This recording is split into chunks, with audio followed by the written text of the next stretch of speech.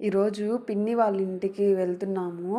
నాకు bus journey అస్సలు పడదు. ఎక్కినప్పటి నుంచి ఫుల్ వామిటింగ్స్ వస్తాయి. నాలాగా మీలో ఎవరైనా ఉంటే కామెంట్ చేయండి. అందుకే ట్రైన్ చూస్ చేసుకుంటాను. కానీ అవి లోకల్ ట్రైన్స్ కాదు గానీ మామూలుగానే రన్ అవుతూ ఉంటాయి. స్మెల్ అయితే అసలు కంపు కొడుతుంటది టాయిలెట్స్‌లో. ఇంకెందుకులే దానికే నేను వామిటింగ్స్ చేసుకున్నాను 2 టైమ్స్. అసలు నా బాడీ ఎలా ఉందో నాకే అర్థం కాలేదు. ఇంకా ఆ రోజు సాటర్‌డే అవ్వడం వల్ల నాన్ వెజ్ ఏం తినలేం బయట. వెజ్జే తినాలి. ఆ రోజు నైట్ నేను రైస్ కూడా తినను.